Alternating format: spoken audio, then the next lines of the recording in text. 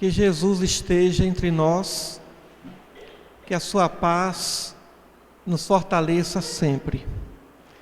Queremos desejar a todos um ótimo 2013, um excelente ano de muitas realizações e que tenhamos o senso de oportunidade de aproveitarmos todos os momentos, todas as oportunidades que chegarem até nós, para que tiremos o bom proveito do tempo. Allan Kardec, no livro O Evangelho segundo o Espiritismo, ele inicia essa obra, que na verdade trata dos ensinos morais de Jesus, analisados, coordenados, interpretados por ele e pelos espíritos superiores, aqueles que vislumbram uma visão mais avançada dos ensinos de Jesus. Então, o Livro dos Espíritos é a base filosófica, doutrinária do Espiritismo. O Livro dos Médiuns é a base doutrinária, científica, que explica os fenômenos mediúnicos e todos os fenômenos vinculados à mediunidade. E o Evangelho segundo o Espiritismo trata da parte moral, religiosa, ou seja, vem esclarecer com os fundamentos do Livro dos Espíritos, do Livro dos Médiuns e das orientações dos espíritos superiores, os ensinos de Jesus.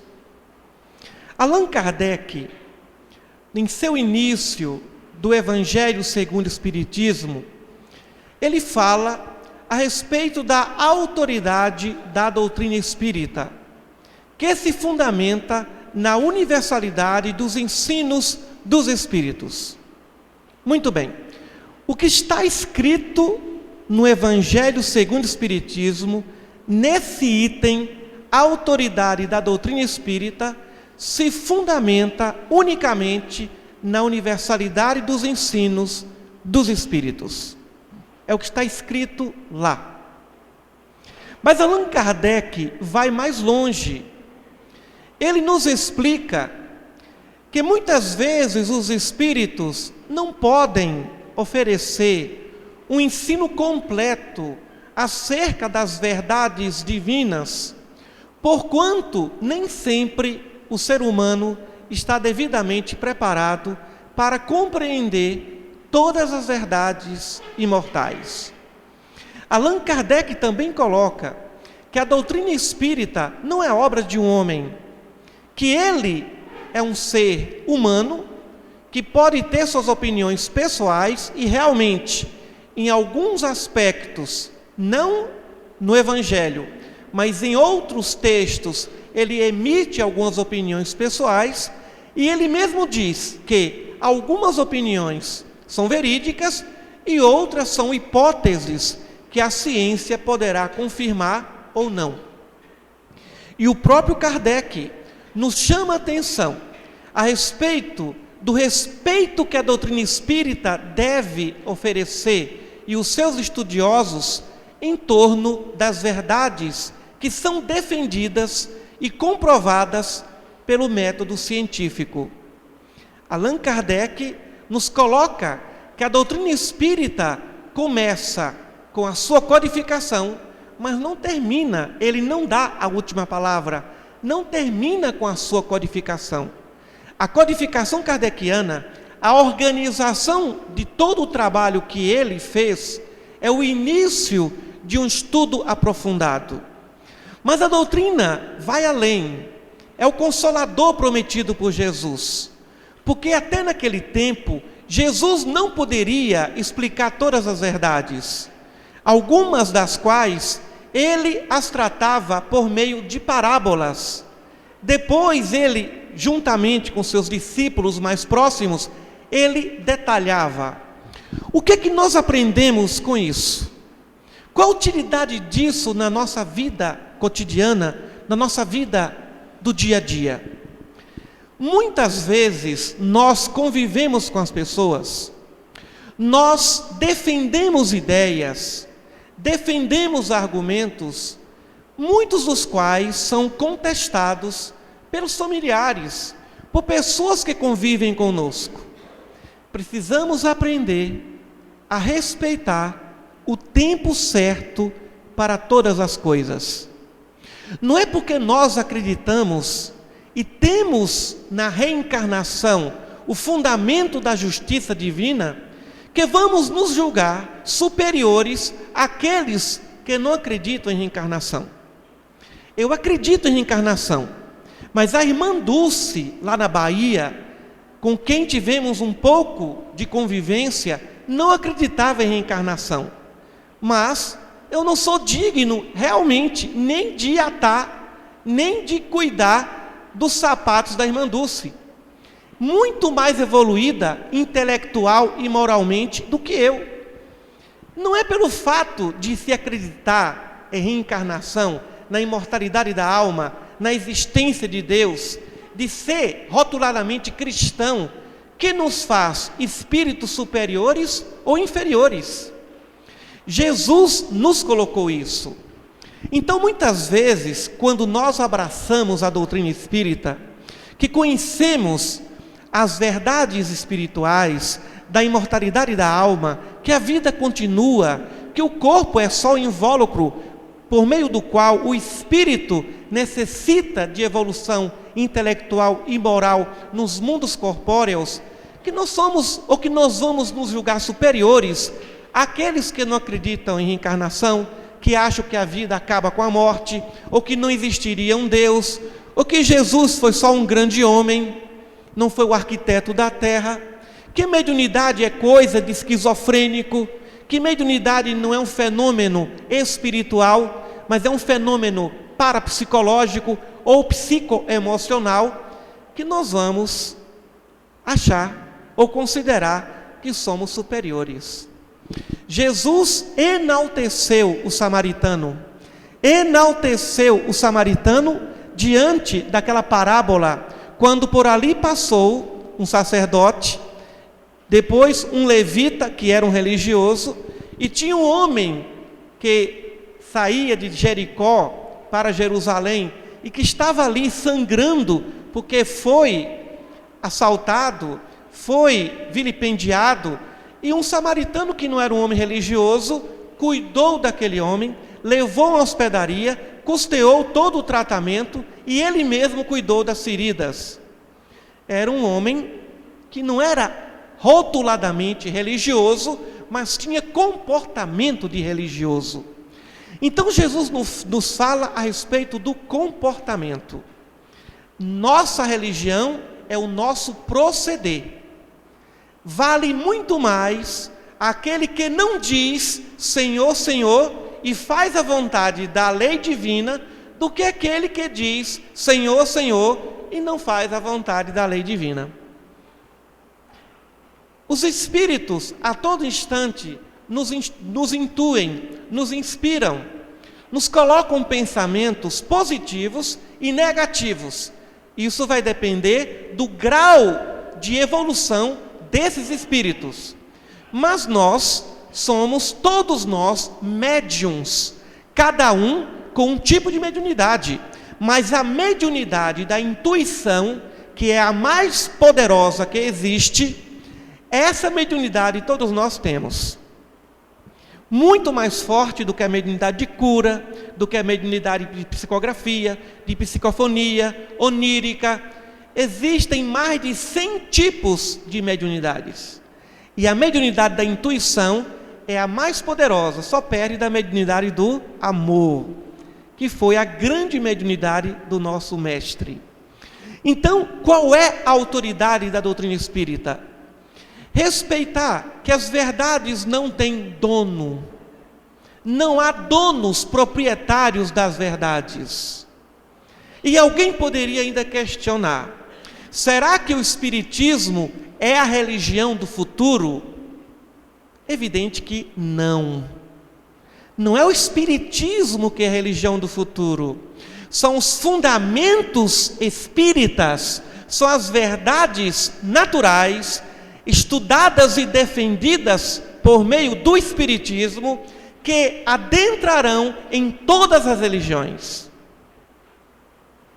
O católico, o evangélico, o budista, o shintoísta, o taoísta, qualquer pessoa que pertence a qualquer doutrina religiosa, que se fundamentar nas verdades imortais, nas leis morais, que Allan Kardec as estudou muito bem, todas essas pessoas estarão envolvidas com o Espiritismo, ainda que não se rotule espírita.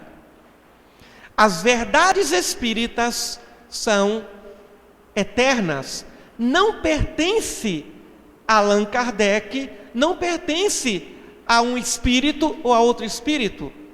As verdades espíritas, as verdades espirituais pertencem a Deus. Ele é que é o dono de tudo isso. Ele é que é o verdadeiro proprietário dessas verdades eternas. Agora, qual é a diferença do Espiritismo para outros pensamentos doutrinários? É que Allan Kardec sintetizou, organizou, estudou de forma sistematizada, de forma científica, tais fenômenos. E o que é ciência? O Espiritismo é uma ciência. Ciência é um instrumento de estudo de um fenômeno que se repete. Todo fenômeno que se repete pode ser considerado fenômeno, ou é considerado fenômeno científico. O Espiritismo estuda o fenômeno científico da mediunidade. A mediunidade de Maria, quando esteve diante do anjo Gabriel, de Zacarias, a mediunidade onírica de José, a mediunidade de João Batista, a mediunidade dos profetas bíblicos, de Zacarias, de Elias, todos os profetas de Natã, todos os profetas foram médiuns. A mediunidade maravilhosa de Natanael, a mediunidade de Pedro, todos foram instrumentos mediúnicos. E na ciência, a mediunidade de Isaac Newton, a mediunidade maravilhosa, intuitiva, de Albert Einstein, que pela mediunidade da intuição ele concebeu a teoria geral da relatividade, a mediunidade de Galileu, de Copérnico, de Kepler, a mediunidade de Sócrates. Sócrates, conversava com seu anjo da guarda, que ele chamava de daimons, que o orientava. Meus irmãos, não existiu um único ser nesse planeta que não tivesse algum tipo de mediunidade. E a doutrina espírita estuda a mediunidade de forma que nenhuma outra organização religiosa, nenhuma outra teologia, nenhum outro corpo doutrinário estuda. Mas não significa dizer que no meio evangélico não tenhamos grandes médiuns. E eles dão outros nomes, como profeta, profetisa. Tem gente na igreja evangélica que tem uma mediunidade de cura excelente, um avançado tipo de mediunidade de profecia. Então a mediunidade não é propriedade de uma religião, mas é um fenômeno natural. Só que na doutrina espírita se estuda a mediunidade de uma maneira racional, organizada, elucidativa. Por isso que quando se estuda a mediunidade à luz da doutrina espírita, nós a compreendemos melhor. Como, por exemplo, a reencarnação. Nós, espíritas, somos reencarnacionistas. Mas existem outros pensamentos religiosos que falam da reencarnação. Mas muitos acreditam que o espírito de um ser humano poderá reencarnar num corpo de animal.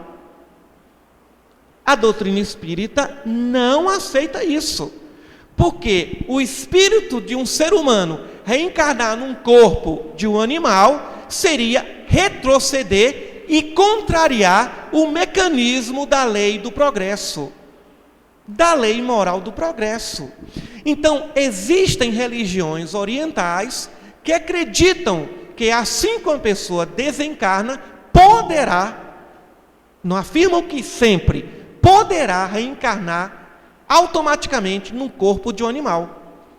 São irmãos nossos que acreditam na reencarnação, mas não têm um conhecimento aprofundado, não têm um conhecimento organizado, sistematizado, tal qual aquele que encontramos na doutrina espírita. Mas isso é muito diferente de evolução espiritual. Evolução espiritual é uma coisa, e ser médium é outra, e acreditar nisso ou naquilo é outra coisa.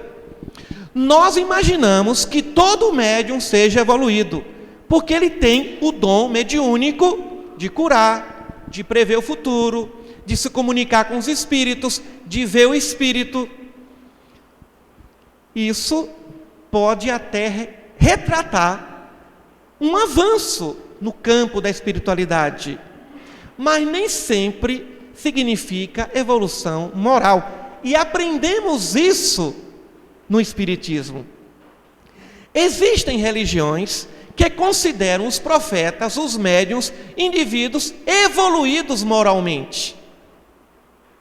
Elias, que foi um grande profeta,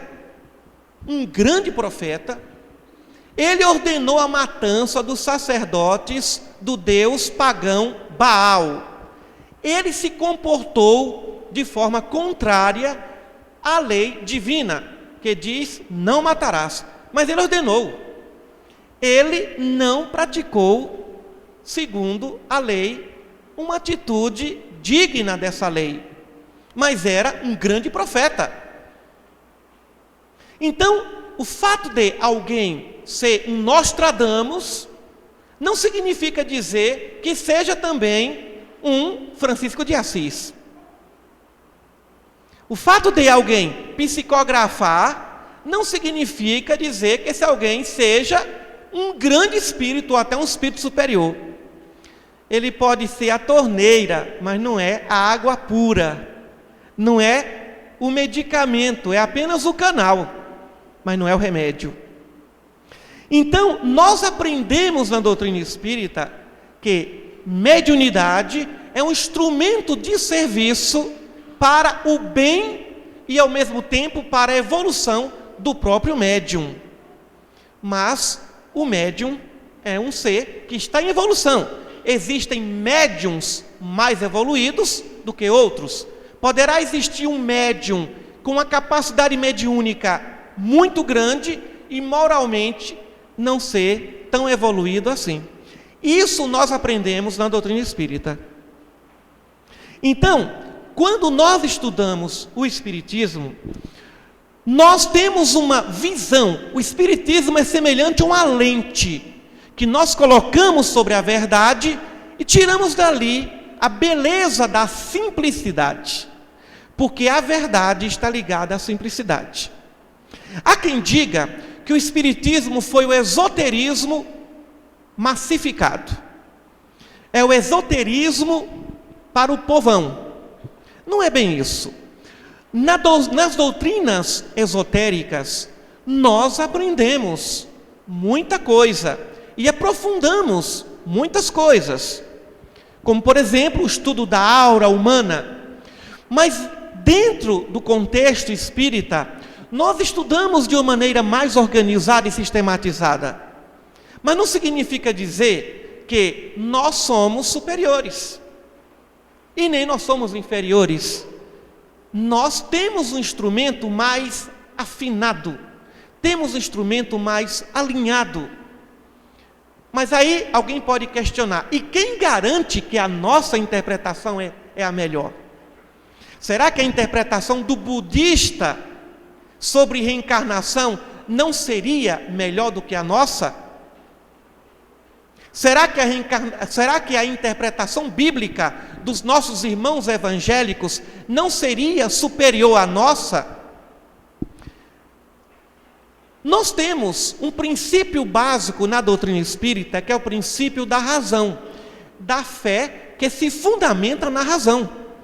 Porque nós não somos seres irracionais. O grande fundamento da fé é a razão. Uma fé sem razão, ela pode ser contestada. E por essa razão que Allan Kardec nos ensina a acreditar, nos ensina a interpretar com base na razão. Com base na razão. Allan Kardec, senhores, foi um grande cientista, foi um educador, um matemático e um cientista. Ele foi um pesquisador. Allan Kardec foi um pesquisador. Quando chegaram até ele e disseram assim, as mesas estão falando, se comunicando. Ele disse, mesa não tem nervos, mesa não tem cérebro. Eu quero saber o que está por trás disso. Porque na ciência, toda causa gera um efeito. Se o efeito é inteligente, a causa terá de ser inteligente.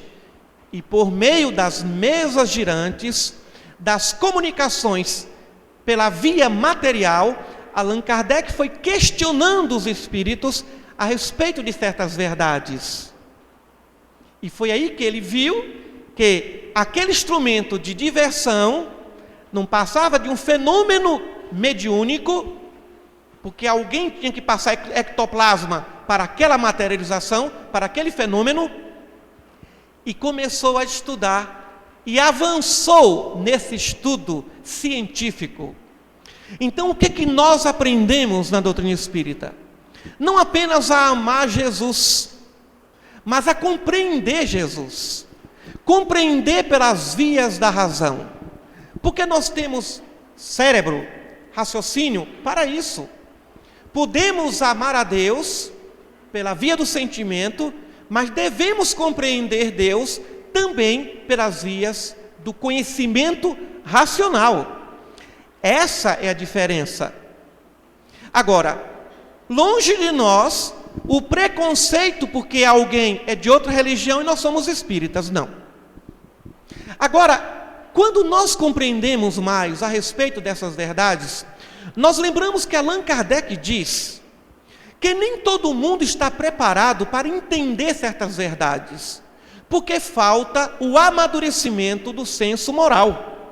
O espírito não tem amadurecimento moral para entender, por exemplo, a reencarnação. Tem gente que não tem condição de entender a reencarnação. E não adianta forçar essa pessoa. Tem gente que fala assim, eu acredito em tudo no espiritismo, menos em reencarnação.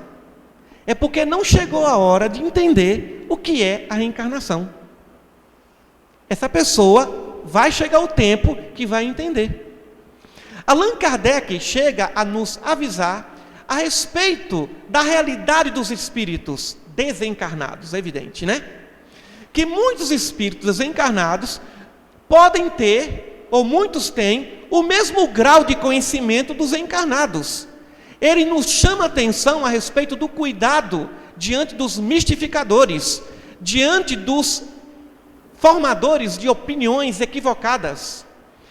Como o apóstolo João dizia, provai se o Espírito é de Deus, se ele fala as verdades de acordo com as suas leis. E Allan Kardec nos chama a atenção para isso.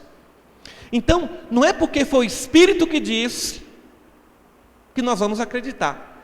Tudo tem que passar pela razão, pela nossa consciência, pelo nosso critério. Porque ninguém vai responder perante a lei se não aceitou aquela verdade porque não teve consciência ainda, consciência moral para compreendê-la totalmente. Então, quando se trata de verdades imortais, nós temos que entender que todos nós temos nossas limitações. Vamos pegar alguns exemplos? Por exemplo, Allan Kardec, no livro A Gênese, é uma opinião pessoal dele. Ele não acredita que Jesus multiplicou pães e peixes. Eu acredito.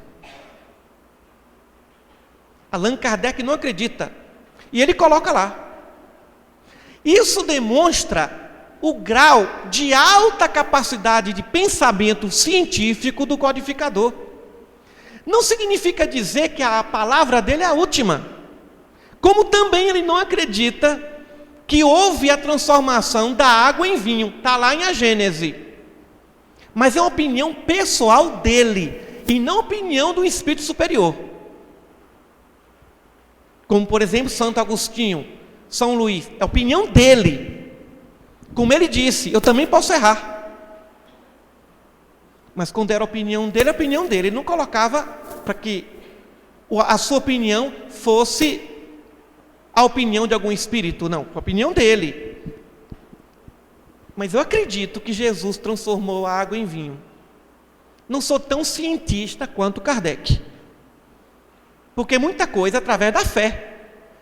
Aquilo que a ciência ainda não pode explicar, aquilo que a ciência ainda não pode elucidar, a gente acredita pela fé. Por exemplo, caminhar sobre as águas. Hoje a ciência prova que é possível caminhar sobre as águas. Nós temos cargas elétricas positivas e cargas elétricas negativas. Cargas elétricas iguais se repulsam, se repelem. Cargas elétricas diferentes se atraem. Ora, o indivíduo que coloca carga elétrica negativa em sua superfície, em contato com a carga elétrica negativa do solo, vai haver o quê? Levitação. Então a ciência explica a levitação. Agora, quem não conhece, quando a ciência não tem como explicar, a gente vai pela fé. Quando a ciência provar que é possível transformar água em vinho, a opinião de Kardec vai ser apenas a opinião de Kardec. Quando a ciência provar que é possível multiplicar pães e peixes, mais de 3, 4 mil pães e peixes, de 12 peixes, e ainda sobrar, quando a ciência provar isso, aí Kardec vai acreditar. O cientista vai acreditar. Mas enquanto a ciência não prova, o cientista não acredita. Porque ele só acredita naquilo que a ciência defende. E por isso que Allan Kardec foi um cientista. Ele acreditou na imortalidade da alma, ele acreditou em reencarnação, ele acreditou nas mensagens de muitos espíritos, porque ele pôde provar. Allan Kardec era um cético. Allan Kardec era um incrédulo que buscou, através de um estudo rigoroso, a organização do espiritismo. Foi por meio de provas cabais que ele organizou a doutrina espírita. E não por uma opinião dele, e não por um mero acaso da vaidade humana. Então nós temos o direito de discordar ou concordar, mas temos que respeitar também os que têm fé. Os que têm fé. Porque aquilo que a ciência ainda não decifra, aquilo que a ciência ainda não esclarece, só a filosofia para nos ajudar a entender. Por isso que contam que quando o cientista chega ao topo da montanha, o filósofo já se encontra lá e dizendo assim: há muito tempo que eu estou aqui, como você demorou? Porque o filósofo chega primeiro, o cientista chega depois, porque ele leva muito tempo para provar as coisas. Ele faz um estudo sistematizado até chegar a uma conclusão. A teoria de Einstein, no tempo de Einstein não era considerado um cientista, e sim um místico. A teoria da relatividade de Einstein não gozou de credibilidade diante da comunidade científica do seu tempo. Somente com o passar dos anos, que a teoria dele pode ser provada, e aí ele ganhou respeitabilidade no ambiente científico. no ambiente científico. Por que é que a mediunidade do nosso querido Chico Xavier é respeitada? Porque não existe telepatia, nem processo de esquizofrenia, nem de hipnose que possa comprovar, que possa dizer como é que uma pessoa pode escrever uma carta de um morto cuja caligrafia comprovadamente, por meio de exame grafotécnico, era do próprio morto e até a assinatura dele. Isso não é invenção e nem é coisa do demônio. Chegou o ponto de um juiz de direito de Goiás acreditar numa carta de um morto e colocou aquela carta para que peritos pudessem analisar a letra, a caligrafia, até o corte do T era igual, tudo era igual. Que homem é esse? E esse médium ainda continua escrevendo, falando de coisas que nem a família sabe. Então não é telepatia, é ciência. A mediunidade é assunto de ciência. E ainda bem que muitas universidades daqui, da Rússia, da Europa, dos Estados Unidos, estudam a mediunidade não como instrumento de estudo de doutrina espírita, mas como fenômeno natural. A reencarnação, senhores, é um fenômeno natural. A mediunidade é um fenômeno natural. A imortalidade da alma é um fenômeno natural. A mediunidade em todos os seus níveis é um fenômeno natural. Quer acreditemos ou não, é ciência, é fato. E não se pode contestar isso. A autoridade da doutrina espírita se fundamenta nas verdades, e as religiões que quiserem não ficar para trás, terão que abraçar as verdades espíritas. Portanto, no futuro, todo mundo vai ser espírita, sem dizer que é espírita. Nós vamos ver aí islâmico, nós vamos ver aí gente de todas as religiões, budistas, confucionistas, todo mundo acreditando em reencarnação, porque não dá para não acreditar. Nós teríamos o monoteísmo sem a mediunidade? Que são os profetas, senão instrumentos de mediunidade. Quando Deus traz uma verdade, quando Ele quer que uma verdade se revele, e isso está lá, no Evangelho segundo o Espiritismo, nesse item, Ele manda para todo lugar. A verdade que Isaac Newton defendeu, outros cientistas também defenderam. Quando Deus quer, Ele inspira muitas pessoas em diversos lugares do mundo inteiro para afirmar e trazer essa verdade à humanidade. Agora, quando nós lançamos uma verdade, e quando ainda não é o tempo dessa verdade, o que é que nós fazemos com esse detentor dessa verdade? O matamos. Como matamos tantos profetas, tantos cientistas, tantos artistas, que não pensam como nós. Se não pensa como nós, está morto. Aí vem a perseguição. Até que a humanidade amadureça e compreenda que essa verdade é imortal, que ela é verdade. Quanto tempo a humanidade necessitou para acreditar no Deus de Abraão, que o Deus de Abraão era o verdadeiro Deus? Os gregos acreditaram em muitos deuses, os romanos também, os egípcios também. Mas quanto tempo se levou para que o Deus de Abraão, de Isaac e de Jacó pudessem ser verdadeiramente considerados como Deus? Muito tempo. E como esse povo foi perseguido? Quantos morreram defendendo que Jesus era o Messias esperado? Até hoje tem gente que não acredita Eu tenho amigos judeus que não acreditam que Jesus era o Messias. Os judeus estão esperando o Messias até hoje. Mas isso não significa dizer que os nossos irmãos que estão na sinagoga ou nas sinagogas não sejam mais evoluídos do que muitos de nós. Evolução é diferente. O indivíduo pode não acreditar que Jesus foi o grande Messias, que Jesus é o Cristo de Deus, e ter atos, comportamento bem mais cristão do que nós cristãos.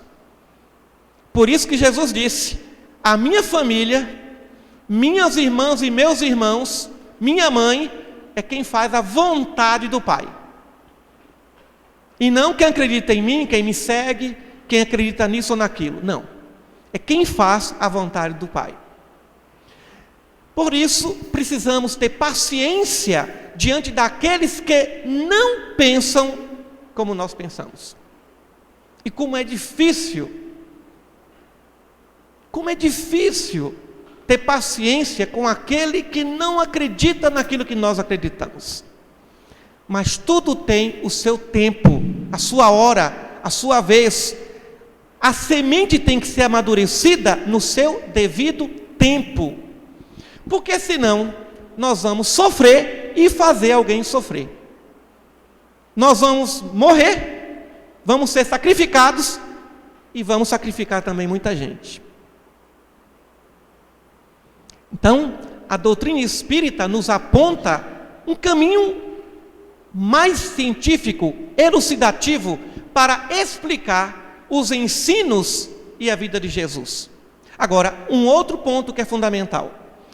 A doutrina espírita, nós espíritas, acreditamos, não temos comprovação científica disso, mas nós acreditamos nas mensagens dos espíritos superiores, de que o Espiritismo é o Consolador prometido por Jesus.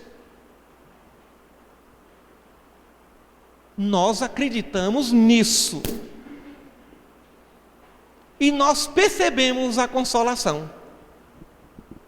Meus irmãos, não existe dor maior do que a dor de perder um ente querido e amado.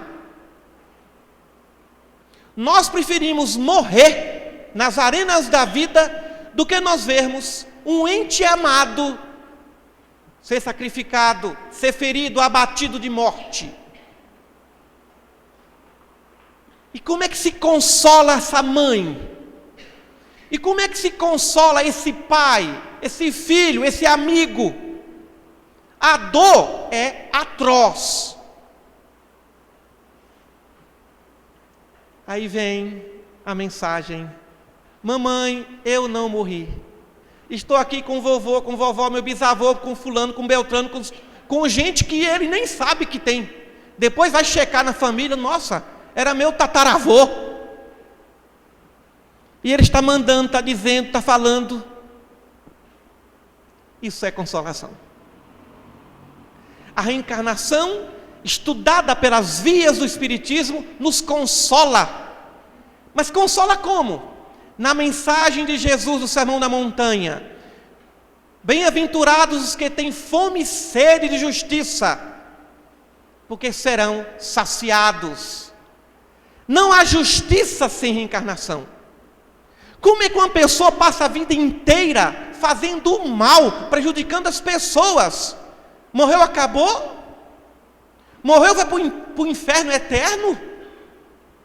A pessoa passou 100 anos fazendo o mal, vai passar 1 bilhão de anos no fogo do inferno? Aí não é justiça, não é justo. Vai reencarnar.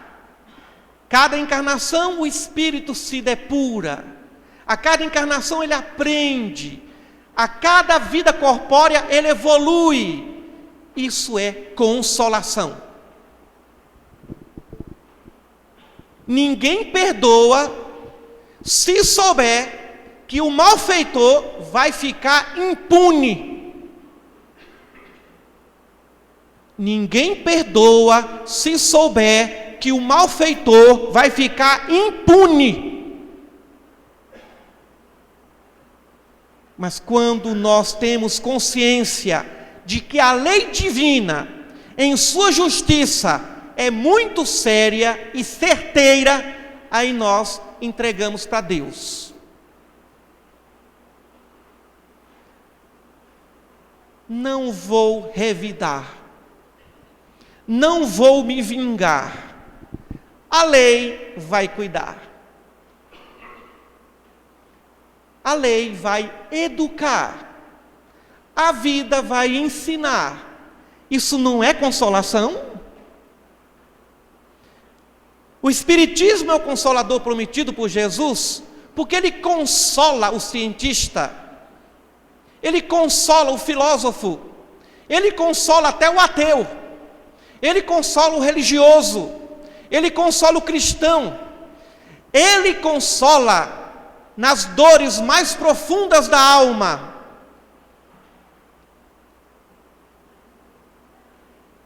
O primeiro remédio da doutrina espírita, o primeiro sintoma de cura daquele que conhece o Espiritismo é superar os seus complexos de inferioridade e compreender as diferenças. Mas eu tenho 10 filhos e cada um é de uma natureza. Porque eles não vêm como a fita virgem e vão passar a fazer tudo o que eu quero, mas cada um tem uma individualidade. Só a encarnação pode explicar isso. Só a imortalidade e a individualidade do espírito pode explicar isso. Mas a doutrina espírita, embora explique tantas coisas, não explica tudo. Não explica tudo. Por exemplo, por que que essa mulher é minha mãe e esse homem é meu pai? Não sabemos. O Espiritismo dá uma pista. Porque na outra vida foi meu amigo, na outra vida foi meu inimigo, na outra vida foi minha filha, foi meu pai, foi isso, foi aquilo. Muito bem. Se na outra vida essa mãe foi minha mãe, eu tive muitas encarnações, eu tive muitas mães. E por que que essa mãe é a da atual encarnação? O Espiritismo não diz por quê. Por que que eu, nessa encarnação, reencarnei no Brasil e não reencarnei no Planalto Central da China? O Espiritismo dá uma pista, mas não diz taxativamente por quê. Por que que ele é meu filho? Ah, porque foi um amigo do passado, foi um inimigo do passado, foi um malfeitor, foi meu pai, foi minha mãe, foi meu avô, foi meu melhor amigo? Pode ser que sim, pode ser que não. Mas por quê? Porque o seu pai, a sua mãe, são as energias fundamentais para a sua atividade reencarnatória no exato momento. Eles são os portais energéticos. Somente pelas vias da energia do seu pai e da sua mãe, você poderia vir nesse momento e reencarnar com um programa espiritual que lhe foi determinado. Agora, por que somente eles? Eu não sei. Quanto mais nós aprofundamos, mais descobrimos que não sabemos nada. E o grande objetivo da doutrina é nos levar a uma sabedoria de consciência de que não sabemos nada. E isso está lá no Livro dos Espíritos. O autoconhecimento, o conhecimento das verdades, mas todas elas, não temos ainda, para todas elas, o sentido. E Allan Kardec pergunta: chegará um dia que o homem entenderá Deus? Sim, mas agora não, porque falta-lhe o sentido. Não temos ainda evolução suficiente para entender a natureza de Deus. Sabemos o que Ele não é, mas não o que Ele é, tudo o que Ele é. Então, meus irmãos, vamos semear, vamos estudar, vamos levar a doutrina espírita para muitos rincões da terra, mas vamos deixar que a semente nasça no solo que lhe é fecundo. Não perturbemos a paz daquele que ainda não tem condições de entender certas verdades. porque a cada um, na verdade, não é segundo a sua crença, a cada um não será segundo a sua religião, nem as suas convicções, a cada um será segundo as suas obras. Muita paz a todos, que todos nós tenhamos um excelente ano, organizemos a nossa vida, façamos a nossa parte e esperemos o tempo certo para que o fruto amadureça com suavidade e com muita doçura. Muita paz.